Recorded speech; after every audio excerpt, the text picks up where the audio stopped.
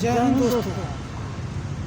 राजा रघुवंशी हत्याकांड से हमको क्या शिक्षा मिलती है, आज हम इसी बारे में बात करने वाले हैं। राजा रघुवंशी हत्याकांड के बारे में जो लोग नहीं जानते हैं उन लोगों को मैं बता दूं कि राजा रघुवंशी की शादी सोनम रघुवंशी नामक लड़की से हुई थी। दोनों मध्य प्रदेश के रहने वाले थे। शादी के कुछ ही दिन बाद वे लोग प्लान बनाते हैं कि पहले असम स्थित माँ कामाख्या का दर्शन करेंगे, उसके बाद अपने वैवाहिक जीवन की शुरुआत करेंगे। ये प्लान सोनम रघुवंशी का था। राजा रघुवंशी भी इस बात को मान लेता है, पूरा परिवार इस बात को मान लेता है और दोनों माँ कामाख्या के दर्शन के लिए असम के लिए निकलते हैं। लेकिन वो असम नहीं पहुँचते हैं, वो मेघालय चले जाते हैं। मेघालय जाकर वो कुछ दर्शनीय स्थलों को घूमते हैं। एक सेल्फी पॉइंट होती है, वहाँ जाते हैं जहाँ राजा रघुवंशी की हत्या हो जाती है और सोनम गायब हो जाती है। पुलिस में हड़कंप मच जाता है और पुलिस छानबीन में पूरी तरह से जुट जाती है। छानबीन के दौरान पुलिस को पता चलती है कि इस हत्याकांड के पीछे सोनम रघुवंशी का बॉयफ्रेंड राज कुशवाहा था और उसके कुछ दोस्त थे।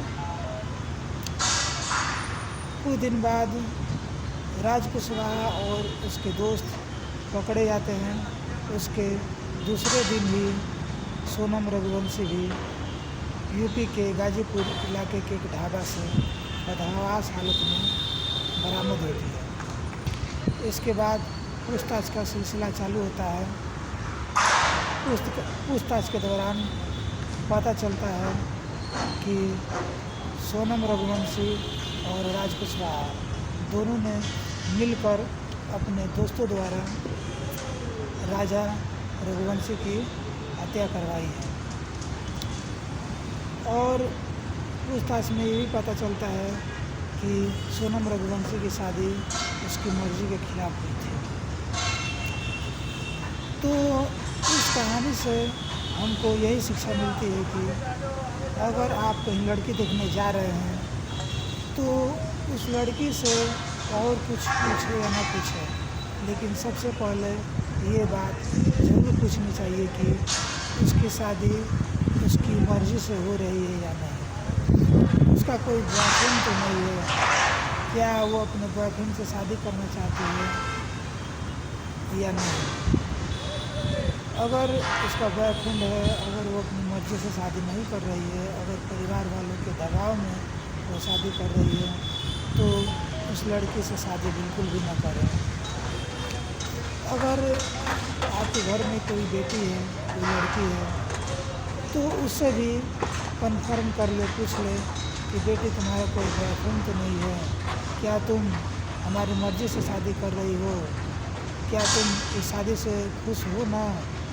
अगर वो लड़की का बॉयफ्रेंड नहीं रहता है, अगर वो अपनी मर्ज़ी से शादी करना चाहती है, तो ही आप उस लड़की की शादी दूसरे लड़के से या अपनी मर्ज़ी के अनुसार शादी करें। अन्यथा लड़की की मर्ज़ी के खिलाफ शादी बिल्कुल भी न करें, नहीं तो आगे में चलकर ऐसा परिणाम देखने को मिल सकता है। मैं ये नहीं कहता कि सभी मामलों में ऐसा परिणाम देखने को मिलता है, लेकिन हाँ, ज़्यादातर मामलों में ऐसा परिणाम देखने को मिल सकता है। तो इस कहानी से यही शिक्षा मिलती है कि लड़की की मर्ज़ी से ही शादी होनी चाहिए और साथ ही साथ लड़की की मर्ज़ी भी पूछ लेनी चाहिए। तो आप समझदार हैं, आप समझ ही गए होंगे कि आजकल के माहौल में लड़का या लड़की किसी पर दबाव डाल कर शादी करना कहीं से भी उचित नहीं है। इसीलिए आप उनकी मर्ज़ी से ही शादी करें। मिलते हैं नेक्स्ट वीडियो में, तब तक के लिए धन्यवाद।